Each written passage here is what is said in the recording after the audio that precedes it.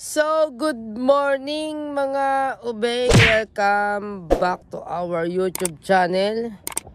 Andito po kami ngayon sa Calatagan, Batangas. Wow! Ayan. Kagigising lang po namin ni Patricia. Ito po, ito po si Patricia. Ayan o. Love.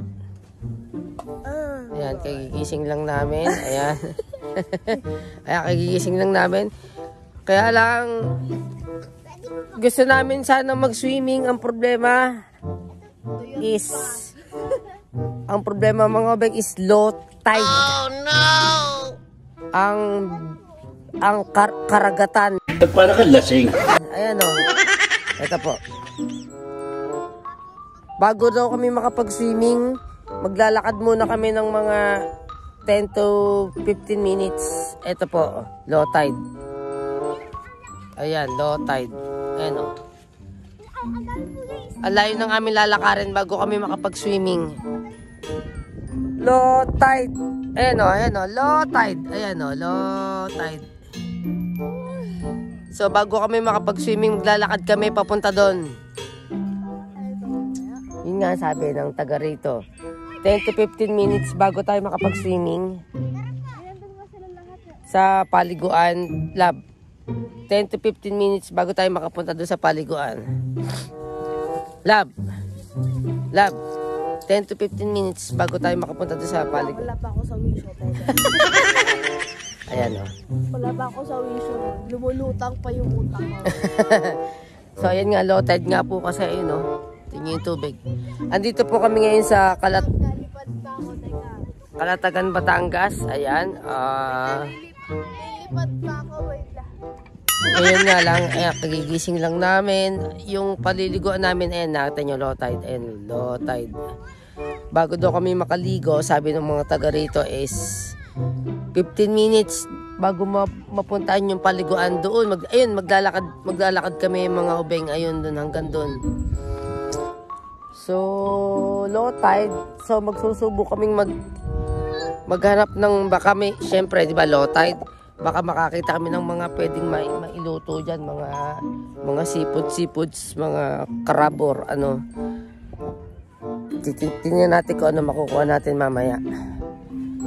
So, for now, ano muna kami ng pang breakfast. Wala eh. Low tide. Ito yung aming pinaka tulugan dito sa Calatagan, Batangas. Ayan. Ayan. Barangay, ano ba to? Sa Batangas? Isay? Talisay. Yeah, pero ano to, part na ng Calatagan. Kaya lang ngayon super low tide. Ito, pakita ko sa inyo kung ganong ka-low tide. Sobrang layo nung ano. Ayan o. Ayan mga obeng. Tingnan nyo. Pag nilakad nyo hanggang doon sa dulo, oh, ayan, wala talagang tubig, low tide. Ayun o. Ayun o. Ayan. Sabi sa amin nung caretaker dito, sir, bukas paggising nyo, magsiswimming kayo, mga 15 minutes, 10 to 15 minutes lalakarin nyo yun, bago kayo makapag-swimming. Ayun na. Paggising nga namin, ayun. Walang tubig. Tingnan nyo mga beng, oh. Wala talagang tubig. As in, oh. Ayun, oh. Super low tide. Ayun, oh. Walang tubig. Walang tubig. So maglalakad-lakad tayo mamaya. Baka mamaya makakuha tayo ng mga pangluto o kung ano man. Si Patricia, ayun na, tumakbo na, iniwan na ako.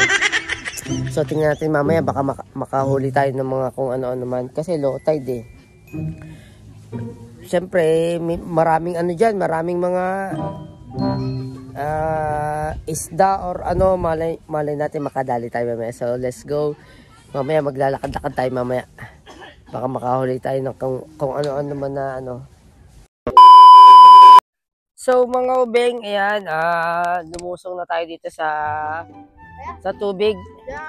Gantong super low tide nga lang siya mga ubeng, eh, natin nyo. Ang layo na nung nalakad namin from dun sa aming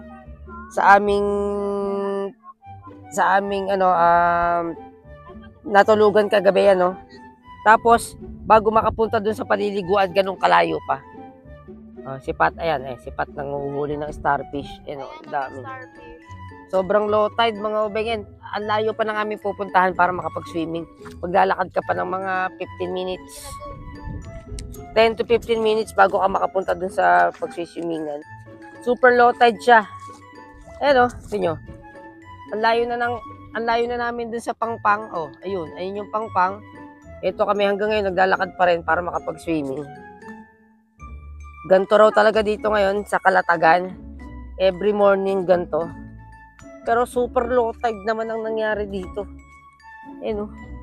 So nagbabaka sakali kami, may mahuli kami kahit ano kasi low tide. Ang daming starfish. Ha? Ang daming starfish. Kako baka nagbabaka sakali tayo makahuli.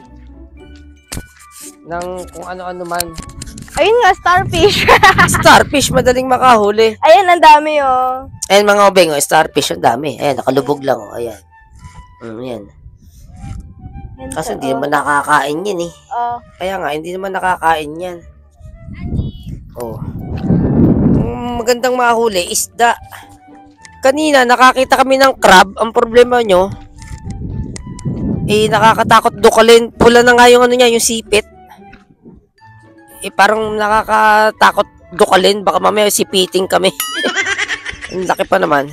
Masakit manipit yun. Mga ubeng, ang layo pa. Ang layo pa ng aming lalakarin para makaswimming. Yun, dulong-dulong yun, Mga 10 minutes na kami naglalakad. Wala pa kami doon sa swimmingan. Oh, no!